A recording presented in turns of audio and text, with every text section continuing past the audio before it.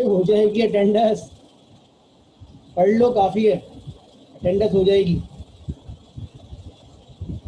Class में participate करो बस। तो और ज्वाइन कर लें तो मैं स्टार्ट करता हूँ।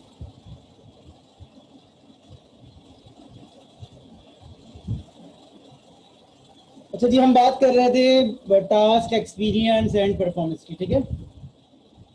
तो सपोज कर लें कि एक प्रॉब्लम आती है आपके पास और मशीन लर्निंग की एक एग्जाम्पल बता रहा हूँ आपको, एप्लीकेशन बता रहा हूँ। फर्ज करें कि आप से you had some time to waste, आपके पास काफ़ी सारा टाइम है जो कि आप वेस्ट करना चाह रहे हैं। आप बैठे में 12 बजे, 3 बज गए, 6 बज गए, ठीक है। अचानक से आप सोचते हैं यार कि मैं फारिग बैठा हुआ था, तो ये जो 6 घंटे मैंने गुजारे हैं इस रोड पे, तो क्या ऐसा हो सकता है कि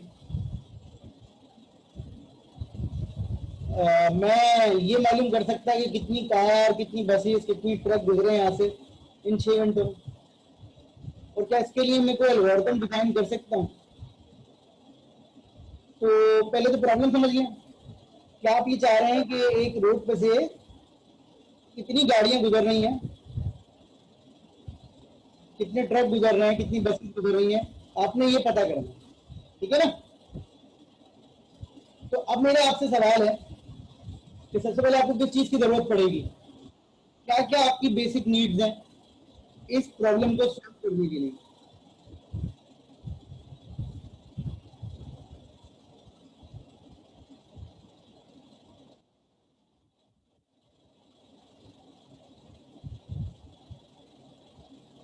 आवाज़ आ रही है सबको? विजन सही है, इसके अलावा सबसे बेसिक चीज़ क्या होनी चाहिए बेटा? सबसे बेसिक चीज़ क्या होनी चाहिए? ऑब्जर्वेशन, कुछ और सबसे इम्पोर्टेंट, मतलब उसके बगैर हो ही नहीं सकता। काउंटर सिस्टम नहीं ना, आप काफी आगे का सोच रहे हैं। मैं बैठा हूँ, मैं रोड पे बैठा हूँ, मैं अपनी बात कर रहा हूँ। मुझे अभी फिलहाल कोई कंप्यूटर सिस्टम नहीं बनाना, मैं अकेले बैठा हूँ। सबसे बेसिक चीज क्या होनी चाहिए? क्लासिफिकेशन। क्लासिफिकेशन से पहले इंफॉर्मेशन। इंफॉर्मेशन किस चीज की बेटा? आइज नहीं, नहीं आइज तो है ना, बात नहीं कुछ और। मुझे ये पता होना चाहिए कि कार कैसी होती है, बस कैसी होती है, ट्रक कैसा होता है। सबसे बेसिक चीज है। गलत कह रहा हूँ? आप लोग जो आंसर दे रहे थे वो बिल्कुल सही दे रहे थे, लेकिन सबसे बेसिक चीज क्या है कि आपको ये पता। देखिए, मैं आप में से ना बहुत सारे लोगों को जानता हूँ बाय फेस, यूनिवर्सिटी के दिनों से, लेकिन बहुत सारे लोगों को नहीं जानता। तो मैं आप लोगों को चूंकि देख चुका, मुझे नहीं पता ये फरदान साहब कौन है या सिदरा कौन है, नहीं इनको मैं जानता हूँ। मुझे नहीं पता ये आलिया कौन है, अम्माद कौन है, लेकिन जिनको क्योंकि मैं पहले से जानता हूँ तो मेरी लर्निंग हुई है आप लोगों को, कि मैं आपको कहीं देखूंगा तो पहचान जाऊंगा, ऐसा ही है ना।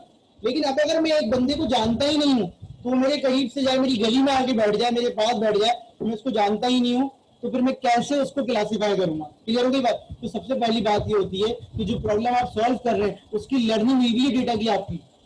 क्लियर हो गई ये बात? क्लियर हो गई ये बात? इसके अलावा बहुत सारी चीजें जरूरी हैं, मैं ये नहीं कह रहा, लेकिन सबसे बेसिक चीज क्या है? अब आपको पता ही नहीं है कार कैसी होती है। जैसे मैं अपनी मिसाल दूं तो मुझे कार्स के मॉडल्स का इतना नहीं पता होता। कौन ये कार जा रही है, इसका मॉडल कौन सा है, ये लियाना है या सिटी है या करोला है, मुझे नहीं आइडिया ना, मुझे शुरू का आइडिया ही नहीं इन चीजों का। तो जब तक मेरी लर्निंग नहीं होगी मैं कैसे देख के पहचानूंगा? तो मशीन लर्निंग का जो मॉडल होता है ना पूरा, वो इस तरह से डिजाइन होता है। तो जरा इस मॉडल को समझिएगा, बहुत सारे लोगों को पता भी होगा और बहुत सारे लोगों को नहीं पता होगा, तो उनको इंशाल्लाह आज पता चल जाएगा। सबसे पहले ना आपको मॉडल, मशीन लर्निंग के मॉडल 3 तरह के होते हैं। एक सुपरवाइज लर्निंग होती है, एक अनसुपरवाइज लर्निंग होती है और एक रीइंफोर्समेंट। लेकिन फिलहाल हम जर्नल बात कर रहे हैं, जर्नल। तो हम स्पेसिफिकली किसी डेप्थ में नहीं जा रहे, क्योंकि हम मशीन लर्निंग नहीं पढ़ रहे, हम एआई पढ़ेंगे इस कोर्स में। तो देखिए, सबसे पहले आपको जो प्रॉब्लम आप सॉल्व कर रहे हैं, लेट्स से यही प्रॉब्लम है कि हमें क्लासिफिकेशन करनी है कि जो गाड़ी जा रही है वो कौन सी है, और फिर काउंटिंग करनी है। Counting it's not a machine learning problem, counting is just a counter, increment कर लेंगे। तो अगर मुझे ये पता हो कि ये आने वाली चीज कार है, बस या ट्रक है, तो मैं कार का काउंटर चला दूंगा, बस का काउंटर चला दूंगा और ट्रक का काउंटर चला दूंगा।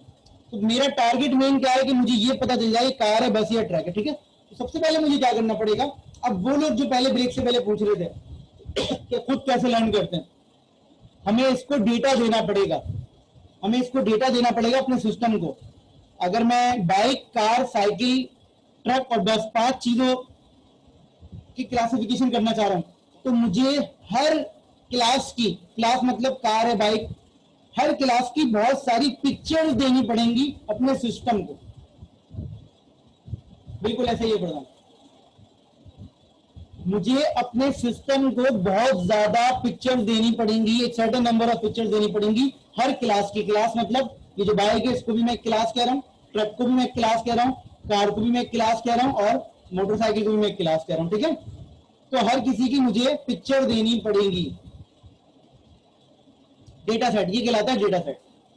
अब कितनी देनी पड़ेंगी ये आपकी प्रॉब्लम पे डिपेंड करता है, लेकिन अलग अलग एंगल से अलग अलग मॉडल्स की मुझे पिक्चर देनी पड़ेंगी। तो सबसे पहले मैं इन पिक्चर्स को देने के साथ साथ अपने सिस्टम को ये भी बताऊंगा कि ये जो मैंने पिक्चर दी है ट्रक की है, ये जो मैंने पिक्चर दी है बाइक की है, ये कार की है, ये बाईसाइकिल की है एंड व्हाटएवर। क्लियर हो गई बात? अब ये जो मॉडल है ये मॉडल डिफरेंट एल्गोरिथम से लाते हैं। ठीक है, ये मॉडल जो होते हैं डिफरेंट एल्गोरिथम से लाते हैं। मैं इनके कुछ नाम बताता हूं आपको, शायद आपने सुने हो। Neural networks, support vector machine, decision tree, logistic regression, linear regression, की मीन, की नियरेस्ट नेबर, बहुत सारे एल्गोरिथम हैं। ठीक है, रैंडम फॉरेस्ट, ये बहुत सारे एल्गोरिथम हैं। ये एल्गोरिथम की चॉइस डिपेंड करती है आपकी प्रॉब्लम पे कि आप कौन सा चूज करना चाह रहे हैं। अलग अलग पैरामीटर्स हैं, हम डेप्थ में नहीं जा रहे। तो कोई एल्गोरिथम ट्रेन होता है। अब ये जो चीज है ना, ये क्या है, अब रन टाइम पे एक गाड़ी जा रही है, एक व्हीकल जा रही है रन टाइम पे, उसकी पिक्चर ली जाएगी और आपके सिस्टम को दी जाएगी। आपका सिस्टम लर्न कर चुका है, किससे लर्न कर चुका है? अपने पास्ट एक्सपीरियंस से। ये कहलाएगा इसका एक्सपीरियंस, ये कहलाएगा इसका एक्सपीरियंस, ये कहलाएगा इसका एक्सपीरियंस। आपका नई पिक्चर आएगी, आपका मॉडल प्रेडिक्ट करके बताएगा कि भाई मुझे 30% ये लग रही है, 40% ये लग रही है, 5%, 15%, 10%। तो डेफिनेटली फिर कोई ना कोई डिसीजन मेकिंग का सिस्टम होगा। आप बोलेंगे क्योंकि इसकी प्रोबेबिलिटी ज्यादा है तो मैं डिक्लेयर करता हूं कि ये जो चीज जा रही है ये कार है। क्लियर हो रही है बात?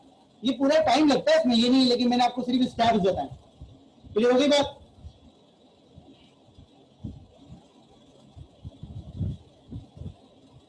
तो ये कितना डेटा देना है ये डिपेंड करता है आपकी प्रॉब्लम पे। मैं आपको इसकी ना मिसाल देता हूं। और फिर आप एक अटेंडेंस सिस्टम बनाना चाह रहे हैं। क्या बनाना चाह रहे हैं बेटा? Attendance system. क्लासरूम का बना रहे हैं अटेंडेंस सिस्टम, और मेरी क्लास में 50 स्टूडेंट है। मैं क्या चाहता हूँ अटेंडेंस सिस्टम से? मैं क्या चाहता हूँ अटेंडेंस सिस्टम से कि ऑटोमेटिक तरीके से अटेंडेंस लग जाए, स्टूडेंट क्लास में एंटर हो, अपना फेस जो है वो कैमरे की तरफ करे और अटेंडेंस लग जाए। ऐसा ही, ऐसा ही ना? सबसे पहले मुझे क्या करना पड़ेगा? मेरी क्लास में 50 स्टूडेंट है, आपकी क्लास की बात कर लेते हैं कि मेरी क्लास में 50 स्टूडेंट है। तो सबसे पहले मुझे क्या करना पड़ेगा? मुझे उन 50 स्टूडेंट से कहना पड़ेगा कि भाई और बहन अपनी कुछ पिक्चर्स मुझे दे दो, कुछ पिक्चर्स मुझे दे दो अलग अलग एंगल से, ताकि मैं अपने सिस्टम को पिक्चर्स प्रोवाइड कर सकूं। ऐसा ही है? आप सबने मुझे क्या कहा, मेरी बात सुनी, लेकिन मुझे कुछ पिक्चर दी थी, सबने एक एक पिक्चर दे दी। जितने भी स्टूडेंट ने सबने एक एक पिक्चर दे दी, सबने एक एक पिक्चर दे दी। मैंने क्या किया? अपने सिस्टम को वो एक एक पिक्चर दे दी और टैग लगा दिया कि भाई ये पिक्चर जो है शाहिद की है, ये पिक्चर हसन की है, ये पिक्चर फैजान की है, ये पिक्चर सफिया की है, ये पिक्चर टूबा की है, ये पिक्चर मदिया की है एंड सो ऑन। क्लियर हो गई बात? ऐसे करके मैंने एक एरे बनाया, उस एरे में पिक्चर्स रखी और उनके साथ उनका टैग लगा दिया। क्लियर हो गई बात? अब रन टाइम पे कैमरा जो स्टूडेंट एंटर हो रहा होगा उसकी पिक्चर लेगा। ऐसे ही है? ऐसा ही है? अभी मैं सिस्टम को डिप्लॉय नहीं कर रहा, अभी मैं सिर्फ सिस्टम बना रहा हूं। तो ये फर्ज करिए क्लास में एंटर होते हैं गुलाम मुस्तफा, मेरा सिस्टम इन 50 पिक्चर से इसको मैच करता है और सही डिक्लेयर कर देता है कि भाई ये गुलाम मुस्तफा है। सही है भाई? क्लियर हो गई बात? अब मैं नेक्स्ट टाइम एंटर करवाता हूं मोहम्मद अली को, और मेरा सिस्टम डिक्लेयर करता है कि सर ये जो है ये तो मेरे ये तो फैजान नहीं मिल रहा है। तो वो सिस्टम कहता है एंटर हो रहा है मोहम्मद अली, लेकिन सिस्टम अटेंडेंस लगा देता है मोहम्मद फैजान की। तो इसका मतलब क्या होगा? दो चीजें मैंने एंटर करवाई, दो स्टूडेंट मैंने एंटर करवाए। एक मिनट मत दिया, ये मैंने अभी रियल टाइम पे नहीं करवाई, मैं अपने पास अभी काम चेक कर रहा हूँ। ठीक है, ये मैं अभी चेकिंग कर रहा हूँ, मैंने सिस्टम को डिप्लॉय नहीं किया। तो मैंने दो स्टूडेंट एंटर करवाए, एक गलती हो गई, एक सही हो गया। ऐसा ही है। इसी तरीके से मैंने 15 डिफरेंट स्टूडेंट पे चेक करवाया, जिसमें से 12 पे सही हो गया, 3 पे गलती हो गई। हाँ बेटा शाहदेव, इसी पे आ रहा हूँ, इसी पे आ रहा हूँ, इसी पे आ रहा हूँ। देखिए शाहदेव ने पूछा अगर ब्लड कम ज्यादा हो जाए तो कैसे रिकग्नाइज करेंगे। पहले मेरी बात कंप्लीट होने दिया करें, पहले मेरी बात पे फोकस रखा करें, इधर उधर का कुछ ना सोचा करें। जब मेरी बात खत्म हो जाए और आपको लगे कि आपकी काम की बात रह गई है, तो आप बिल्कुल मुझसे पूछा करें, मैं उसका आपको जवाब दूंगा। ठीक है, मैं जब ये बात खत्म कर दूंगा तो आपको सारी सवाल के जवाब मिल जाएंगे। अब 15 स्टूडेंट को मैंने चेकिंग करवाई अपने पास, और 12 पे सही हुआ, 3 पे गलत हुआ। अगर मैं परसेंटेज निकालूं तो कितनी बन रही है? ये बन रही है 80%। ऐसा ही है फैदान, अभी सुन लेना पहले मेरी बात। 80% हो रहा है, ऐसा ही है, ऐसा ही है। तो मैं अब अगर ये सिस्टम 80% एक्यूरेसी के साथ लगाना चाह रहा हूं तो लगा सकता हूं, लेकिन क्या मैं अटेंडेंस पर रिस्क ले सकता हूं? नहीं ले सकता ना, क्योंकि अटेंडेंस एक बड़ी इंपॉर्टेंट चीज है। अगर स्टूडेंट अटेंडेंस उसकी सही नहीं है तो वो क्लास में पार्टिसिपेट नहीं कर रहा। तो इसका मतलब क्या है? मुझे अपने सिस्टम को ये कहना है कि भाई तुम्हें और लर्निंग की जरूरत है, और लर्निंग की जरूरत है। लर्निंग कैसे हो रही थी? पिक्चर से। तो अब मैं अपने स्टूडेंट से कहूंगा कि भाई आप लोगों ने मुझे एक एक पिक्चर दी थी, आप मुझे और पिक्चर दें। क्लियर हो रही है बात? तो मैं अब हर स्टूडेंट से मजीद पिक्चर मांगूंगा। हो सकता है सारे स्टूडेंट मुझे 5-5 पिक्चर दे दें। अब मैं जब चेक करता हूं तो अभी भी एक एरर आ रहा है, तो वो एरर जिस बंदे की पिक्चर पे आ रहा है उसकी पिक्चर को मैं इंक्रीज कर सकता हूं। तो यहां पर मुझे देखना पड़ता है कि सिस्टम में एक्यूरेसी कितनी बर्दाश्त है। आपने भी वैक्सीनेशन का सुना होगा, ऐसा ही है ना? अभी डिफरेंट वैक्सीनेशन जो चल रही है, आप में तो शायद किसी ने ना लगवाई हो या लगवा दी हो। तो किसी की 90% एक्यूरेसी है, किसी की 95% एक्यूरेसी। उसका मतलब क्या है कि 90% इफेक्टिव रेट है, 95% है? क्या मतलब है इसका सर? इसका मतलब यही है कि वैक्सीन वैक्सीन जिन 100 लोगों को लगाई गई थी उनमें से 95 लोगों को कोरोना नहीं हुआ, लेकिन 5% के चांसेस हैं। तो हो सकता है कि आप उन 5% में हो। इसका मतलब यह है कि वैक्सीन लगवाना भी 100% वो नहीं है कि आप ये सोचे मैंने वैक्सीन लगवा ली तो मुझे नहीं हो सकता। एहतियात फिर भी करनी है। समझ गया मेरी बात? आप पढ़िएगा, ये 3 डिफरेंट डोज लगवाई जा रही हैं, उसमें किसी की 90% एक्यूरेसी, किसी की 95 है। तो इसका मतलब ये है 95 का कि 100 में से 95 लोगों में ये नहीं आएगा। हाँ 5% का आया, आ रहा था हमारे पास। इंशाल्लाह आने वाले वक्तों में 5% भी खत्म हो जाएगा, लेकिन 1 साल के अंदर डिप्लॉय करना वैक्सीन को, बनाना और उस पर तमाम चीजें चेक करना। ठीक है, क्लियर हो गई बात? जी फरमान। तो ये बेटा, तो अब एक्यूरेसी कैसे बढ़ रही है? डेटा सेट को इंक्रीज करके। अगर आप डेटा सेट को इतना इंक्रीज कर चुके फिर भी आपकी एक्यूरेसी नहीं बढ़ रही, तो दूसरी चीज क्या है? ये मॉडल, जो आप मॉडल यूज कर रहे हैं उसको चेंज कर दें। समझ रहे? मॉडल क्या? एल्गोरिथम। जैसे न्यूरल नेटवर्क है, सपोर्ट वेक्टर मशीन, मैंने आपको नाम लिए डिफरेंट एल्गोरिथम्स के। तो अगर डेटा इंक्रीज करने से एक्यूरेसी में फर्क नहीं पड़ रहा तो फिर आप मॉडल चेंज करो। क्लियर हो रही है बात? तो सिस्टम में कहीं ना कहीं एरर रहेगा, क्योंकि सिस्टम भी कौन बना रहा है? हम ही बना रहे हैं। अब वो बेड वाली बात है, अगर आप बेड के साथ करना चाह रहे हैं तो आप पिक्चर वो भी दें फिर आप। समझ रहे हैं? तो ये तमाम चीजें ये मशीन लर्निंग कहलाती है। सिस्टम लर्न करता है और फिर प्रेडिक्ट करता है। लर्निंग या एक्सपीरियंस क्या है? जो आपका पास्ट एक्सपीरियंस है। पास्ट एक्सपीरियंस क्या? आपका डेटा सेट। क्लियर हो गई बात? तो वो जो इट सेल्फ लर्निंग थी वो बेसिकली ये कॉन्सेप्ट था। कोई सवाल यहां तक?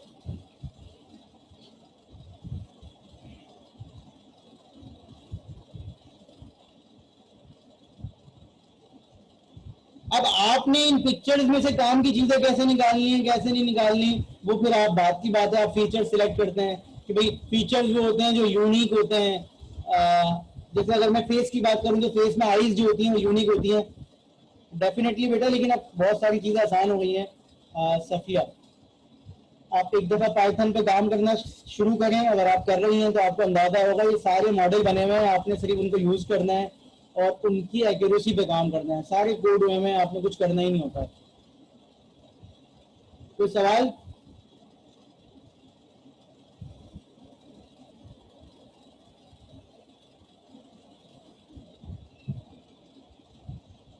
अच्छा, डीप लर्निंग क्या है? Anyone with any answer? Deep learning कोई बता सकता है? Anyone with any answer? सुना तो होगा ना यार। देखिए हमारा इंटरेस्ट बढ़ जाता है, कभी कभी हम कोई चीज सुन रहे होते हैं। मेरी फील्ड नहीं है बहुत सारी फ्लटर की, लेकिन मैंने पढ़ा कि भाई क्या होता है, मेरी फील्ड नहीं है, लेकिन मेरा इंटरेस्ट यार, काफी सारे लोग घुस रहे हैं इसके अंदर, क्या है ये चीज।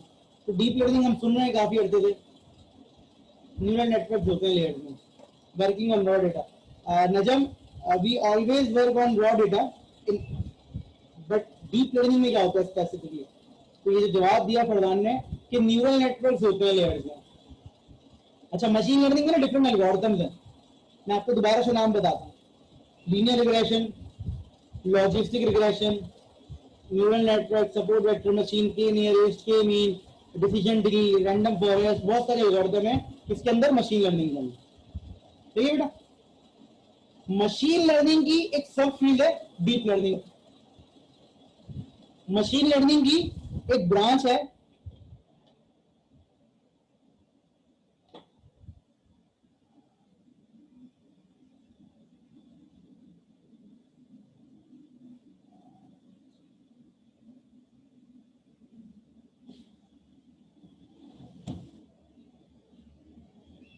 मशीन लर्निंग की एक ब्रांच है डीप लर्निंग।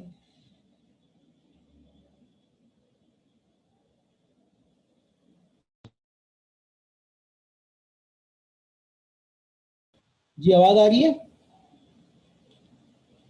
तो मशीन लर्निंग की एक ब्रांच है डीप लर्निंग, और उस ब्रांच के अंदर स्पेसिफिकली डीप लर्निंग पे में जो काम होता है वो कराया जाता है काम किस पे? न्यूरल नेटवर्क्स पे। मशीन लर्निंग की एक फील्ड है डीप लर्निंग, जिसमें स्पेसिफिकली न्यूरल नेटवर्क पे काम किया जाता है। तो जो आप लर्निंग करवाते हैं सिस्टम में वो न्यूरल नेटवर्क पे करवाते हैं। और सबसे मेन जो डिफरेंस है वो ये देखिए, ये क्या लिखा है? Label data. लेबल डेटा का मतलब क्या है कि जब आप ये डेटा सेट दे रहे हैं तो आप ये बता रहे हैं कि ये बाईसाइकिल है, ये बाइक है, ये कार है, ये मोटरसाइकिल है, ये ट्रक है, ये व्हाटएवर जो भी चीज है। डीप लर्निंग में आप डेटा तो देते हैं लेकिन अनलेबल्ड देते हैं। आप डीप लर्निंग में डेटा तो देते हैं लेकिन आप चाहें तो आप अनलेबल्ड डेटा देते हैं।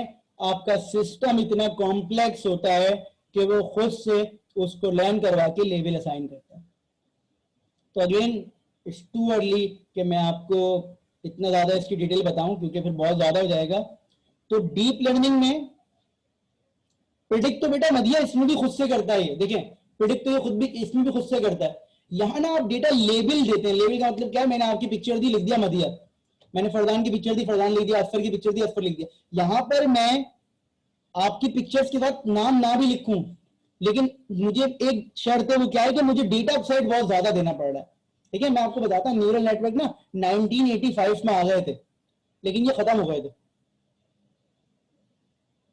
न्यूरल नेटवर्क 1985 में आ गए थे, लेकिन ये ज्यादा सक्सेसफुल नहीं हुए। क्या रीजन था आपके ख्याल में? न्यूरल नेटवर्क्स 1985 में आ चुके थे लेकिन ये सक्सेसफुल नहीं हुए। आपके ख्याल में क्या रीजन था?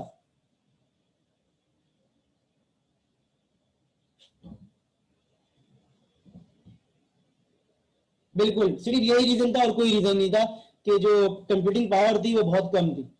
क्योंकि ये काम कर, देखिए न्यूरल नेटवर्क अगर मैं आपको थोड़ा सा एक्सप्लेन करूं, न्यूरॉन्स से इंस्पायर होके बने। न्यूरॉन्स क्या है? जो हमारे दिमाग में, हमारे पास बिलियंस ऑफ न्यूरॉन्स हैं। हम कोई एक्शन परफॉर्म करते हैं, हमारे neurons with in a fraction of second के अंदर वो एक्शन एक दूसरे को पास करते हैं। और हम इंडियन एक्शन, मेरा हाथ किसी गर्म चीज पे लग जाए, तवे पे लग जाए, मैं फौरन उठा लेता हूँ। With in a fraction of second neurons जो एक दूसरे को मैसेज पास करते हैं और मैं अपना हाथ उठा लेता हूँ। कोई खतरा महसूस हो रहा होता है या कोई काम करना होता है तो बिलियंस ऑफ न्यूरॉन्स हैं।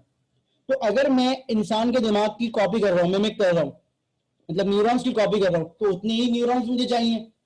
अब उतने न्यूरॉन्स के लिए मुझे प्रोसेसिंग पावर चाहिए, जो कि नहीं थी।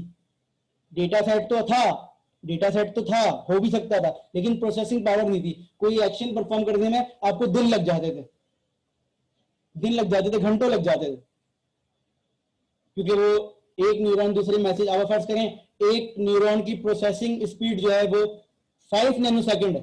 वो एक न्यूरॉन दूसरे को भेज रहा है, तीसरे को भेज रहा है, इस तरीके से पता नहीं कितने न्यूरॉन आपने बनाए तो फिर इसमें टाइम लगता था, तो ये वापस आए 2005 2006 में 10 में, और फिर देखें आज ये कितने ज्यादा सक्सेसफुल है कि हर जगह डीप लर्निंग ही चल रही है। बिल्कुल जीपीयू है हमारे पास, टीपीयूज हैं। जी रहीम भाई क्लियर नहीं आ रही आवाज?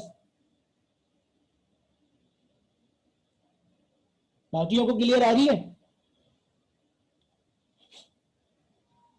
रहीम भाई आपके एंड पे मसला है,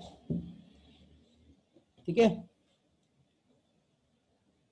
तो डीप लर्निंग में डेफिनेटली हम पिक्चर्स पे भी काम कर सकते हैं, टेक्स्ट डेटा पे भी कर सकते हैं। तो इन दी एंड ये समरी है मशीन लर्निंग की, इसको पढ़ लीजिएगा। मैंने पहले भी कहा है कि इसका सिर्फ आपके कॉन्सेप्ट क्लियर करने से ताल्लुक है, इसका ताल्लुक एग्जाम से नहीं है कि मैं आपसे मशीन लर्निंग डीप लर्निंग का आपको पता होना चाहिए, ठीक है। ये देखिए ये एआई की डिफरेंट ब्रांचेज है, तो ये आपने कहीं ना कहीं सुनी होंगी। एनएलपी, एनएलपी क्या है?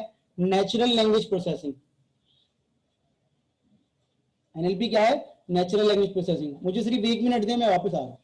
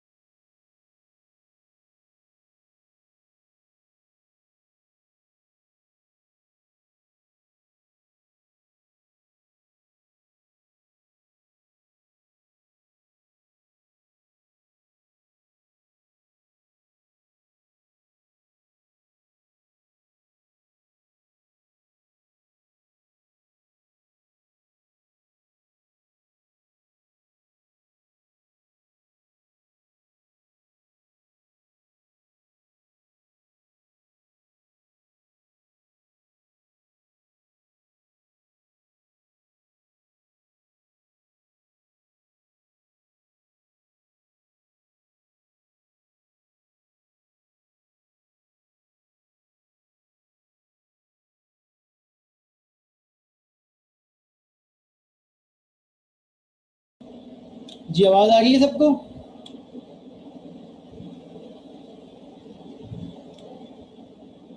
चली गई थी हमारी, तो तो फिर जनरेटर चलाना, ठीक है। ऐसा हो गया था। यही रहता हूँ अभी कराची में ही, तो लाइट चली आती है हमारी। तो एनएलपी क्या है? Natural language processing. और नेचुरल लैंग्वेज प्रोसेसिंग किसी स्टूडेंट ने बताया था कि sir natural language processing basically क्या है कि जो लैंग्वेजेस पे हम काम करते हैं, जो नेचुरल लैंग्वेजेस हैं उन पे जो आप काम करते हैं, जो गूगल पे काम हो रहा है, जो बाकी जगहों में हो रहा है, तो नेचुरल लैंग्वेज प्रोसेसिंग आती है। अब आप फर्ज करें एआई का सिस्टम बना रहे हैं, ठीक है, और आप रिपोर्ट बना रहे हैं, तो रिपोर्ट टेस्ला वाला है, वो कस्टमर से इंटरेक्शन भी करता है।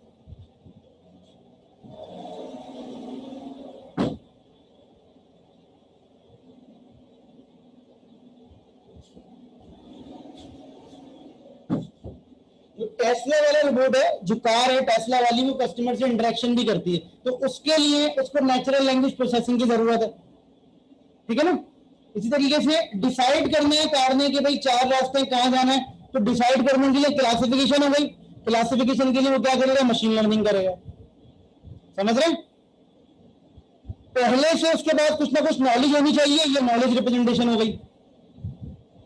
कोई ना कोई लॉजिक लगा के कुछ ना कुछ सोच रहे होगा, ये ऑटोमेटेड रीजनिंग हो गई। कंप्यूटर विजन क्या हो गया कि उसके पास जो कैमरे लगे हुए हैं, जो उसको पिक्चर दे रहे हैं, जो उसको बता रहे हैं कि यहाँ पर एक बोर्ड लगा हुआ है, यहाँ पर ट्रैफिक सिग्नल है, यहाँ पर वार्डन खड़ा हुआ है, यहाँ पर ये है, यहाँ पर वो है, ये कंप्यूटर विजन से हो गया। और रोबोटिक्स क्या है? डेफिनेटली तमाम चीजें जो भी हार्डवेयर के पार्ट की आ गई, ठीक है।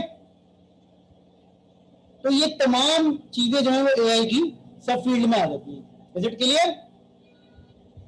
अभी देखिए एक सिस्टम बनाया हुआ है इन्होंने, AI with machine learning and deep learning. एक कलेक्शन ऑफ बुक्स को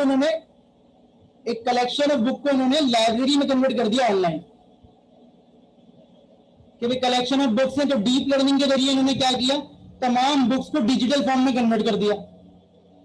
जो भी वर्ड्स थे, जो भी कैरेक्टर्स थे, तमाम बुक्स को डिजिटल फॉर्म में कन्वर्ट कर दिया।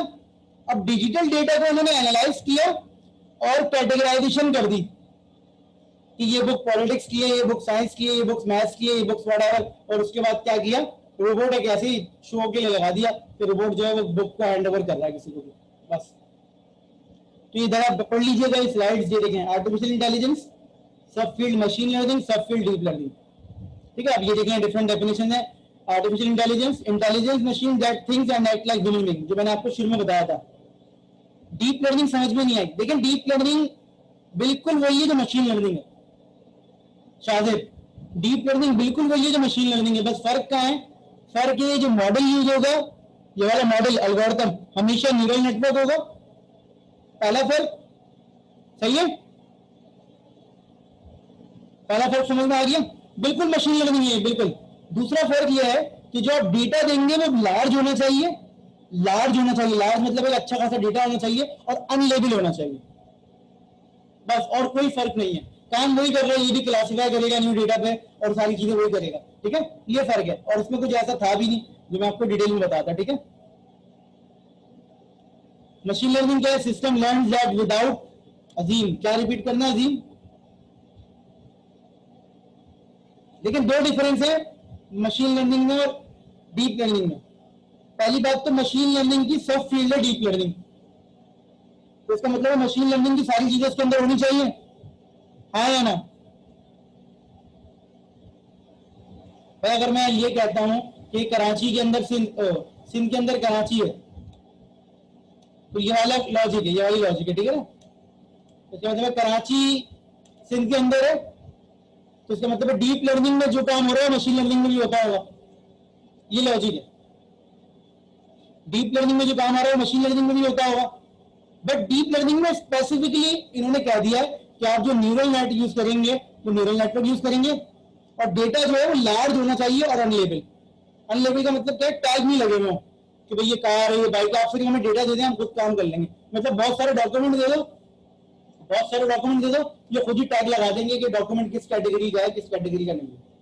ठीक है, मतलब इसकी जो एक्सपीरियंस है उसमें लेबलिंग जरूरत नहीं है। पढ़े थोड़ा सा, फिर डिस्कस करेंगे हम इसको, अगर आपको कोई प्रॉब्लम होगी। देखें, machine thinks like human brain using artificial neural networks, बस काफी है ये ना। ये सुपरवाइज अनसुपरवाइज जब आप मशीन लर्निंग पढ़ेंगे तो देख लीजिएगा। अब हम अपना चैप्टर 1 स्टार्ट कर रहे हैं, तो इसमें सिर्फ इतना ही है जो कि हमें आपको बताना था, ताकि आपको थोड़ा बहुत आइडिया हो जाए चीज़ों का कि हम लोग, अब हम अपना चैप्टर 1 स्टार्ट कर रहे हैं और हम इंशाल्लाह अपनी चीज़ें जो हैं प्रॉपर स्टार्ट कर रहे हैं। मशीन लर्निंग ज़्यादा वाइड है, वो एक अलग कोर्स है, उसको हम पढ़ेंगे इंशाल्लाह जब मशीन लर्निंग का कोर्स ऑफर होगा और हम लेंगे उसे।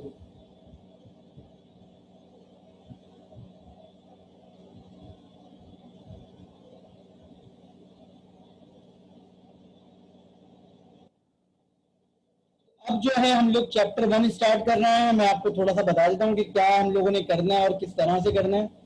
तो चैप्टर 1 जो है हमारी एक बुक है जिसको हम फॉलो कर रहे हैं। आपके एलएमएस पे 2 बुक्स मौजूद हैं, जिसमें से AI modern approach 3rd addition, उसको हम फॉलो करते हैं। ठीक है, ये वाली बुक, ये रसेल एंड पीटर नॉर्विच की। ठीक है, इस बुक को हम फॉलो करते हैं। बाकी और भी बुक्स हैं आपके पास, लेकिन इस बुक को हम फॉलो करते हैं। अच्छा, मेरा ईमेल एड्रेस जो है सिंपल usman@keed है। ठीक है, तो ये ईमेल एड्रेस है, कॉन्टेक्ट नंबर मैं आपको दे दूंगा। ये ब्रेकअप है कोई असाइनमेंट का, हम रन टाइम पे इसको चेंज कर देते हैं। ठीक है, तो मिड टर्म जो है वो मेरा 25 मार्क्स का होता है।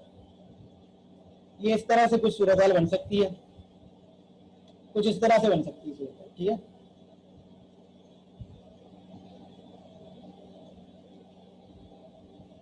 साथ साथ क्लास में पढ़ते रहे, इंशाल्लाह पेपर में भी कोई प्रॉब्लम नहीं होगी और किसी और चीज में भी नहीं होगी, ठीक है।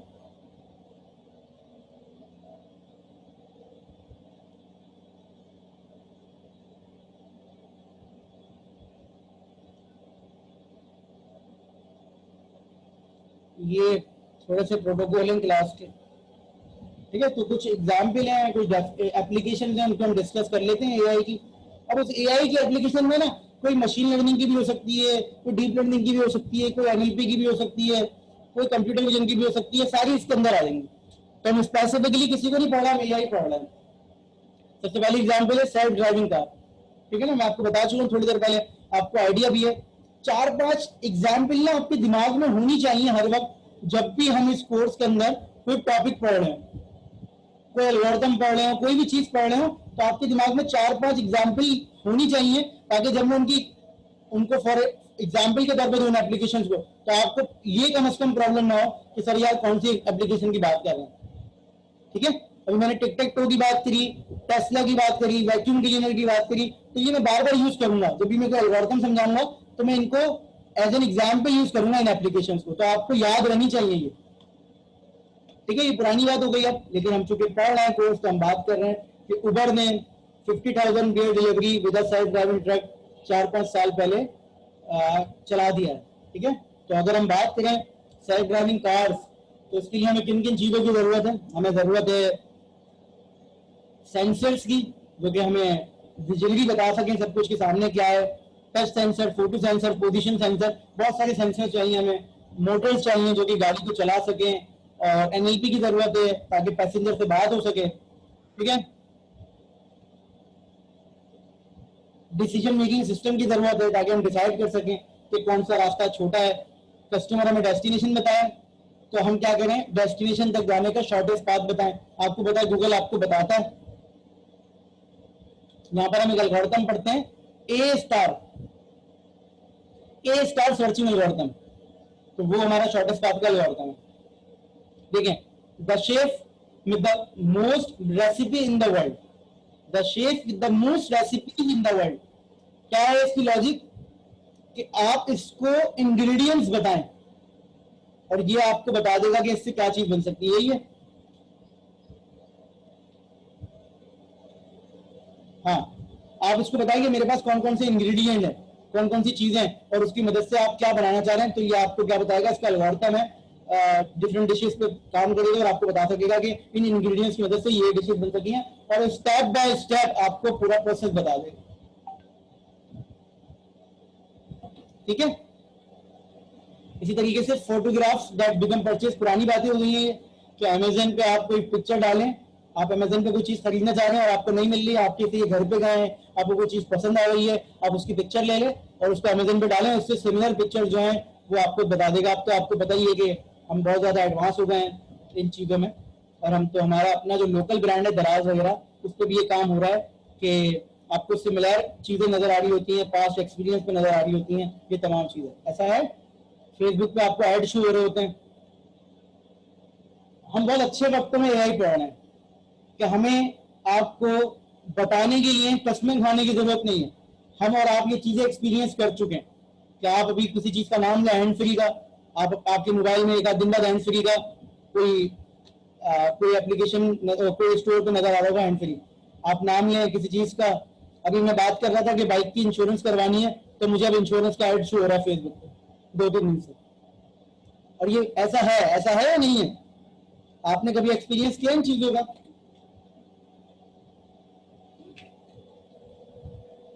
क्या एक्सपीरियंस किया आपने, कोई बताएं, कोई एग्जाम्पल। फॉरन तो खैर शो नहीं होता हो, आप किसी चीज का अभी घर में तस्करा करें, मोबाइल आपके पास हो, आपको एक आध दिन 2 दिन बाद फेसबुक पे वो ऐड शो हो रहा होता है। अच्छा, तो तुम अभी नए हो गालिब मेरे कोर्स में, मैंने किट एंड ड्रॉप किया है सर जैसे लास्ट मंथ में लैपटॉप खरीदना था, एक दिन बाद वही शो होने लगा, बिल्कुल ऐसा ही है, ठीक है ना। तो आगे की स्टोरी तुम सुनाओगे गालिब, या हम खुद अजीम कर लेंगे आगे क्या हुआ था? बिल्कुल अजीम है गालिब, तुम बताओगे आगे क्या हुआ, या मैं अजीम कर लूँ कि ये हुआ होगा?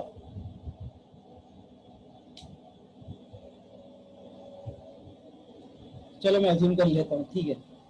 ठीक है, तो सुपरमैन डॉक्टर आप, ये नहीं याद है इनको, अब ये रोज जो है एक दो पोस्ट कर रहे होते हैं जिंदाबाद जिंदाबाद की।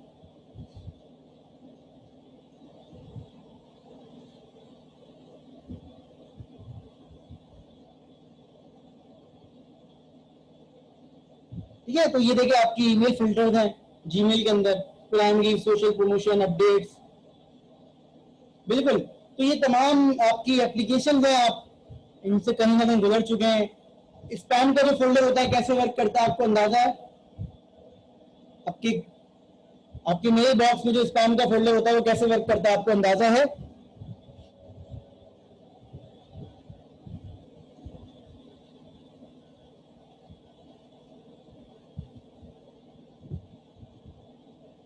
कैसे वर्क करता है थोड़ा बताइए प्लीज।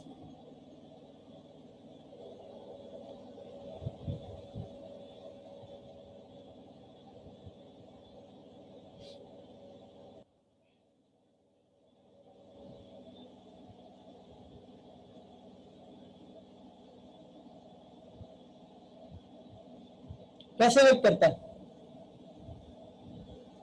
देखिए दो तरीके होते हैं, कीबोर्ड वगैरह से तो करता है, बिल्कुल करता है। एक आपका एक्सपीरियंस भी होता है, कुछ ईमेल ऐसी होती है जो हम पढ़ते ही नहीं है, कुछ ईमेल ऐसी होती है जो मार्क कर देते हैं स्पैम, तो जो हम पढ़े बगैर डिलीट करते रहते हैं या मार्क कर देते हैं स्पैम, उसको भी वो स्पैम फोल्डर में डाल देते हैं। जैसे फर्ज करें कि मेरे पास एक बंदे की ईमेल आ रही है, मैं उनको पढ़ता ही नहीं और मैं पढ़े बगैर डिलीट करता रहता हूँ, एक वक्त आएगा मेरा स्पैम के फोल्डर में वो ईमेल ऑटोमेटिकली आ जाएंगी। लर्निंग पॉइंट ऑफ व्यू से वो जो बंदा ईमेल कर रहा है वो बंदा सही ईमेल कर रहा है, उसमें कोई ऐसा कीवर्ड नहीं है, लेकिन चूंकि मैं मेरी लर्निंग उसने सिस्टम में ऐसी की है कि जो स्पेसिफिक बंदा जो यूज कर रहा है इसको ये बंदे की इमेज पसंद नहीं है, तो वो ऑटोमेटिकली स्पैम में चली जाएंगी। जैसे ट्विटर की इमेज होती थी पहले, फेसबुक की इमेज होती थी पहले, तो वो सारी स्पैम में होती थी, जो हमको पढ़ते ही नहीं थे और पढ़े बगैर डिलीट कर दिया करते थे कभी कभी। तो स्पैम का एल्गोरिथम ऐसे काम करता है। ये भी मशीन लर्निंग की एक क्लासिक एग्जांपल है कि पास्ट एक्सपीरियंस के ब्याज पर डिसीजन मेकिंग हो रही है। टास्क क्या है? स्पैम मार्क करना। परफॉर्मेंस क्या है? सही मार्क किया या नहीं किया। ठीक है बेटा, चलो भाई ये मीटिंग एंड हो रही है, मीटिंग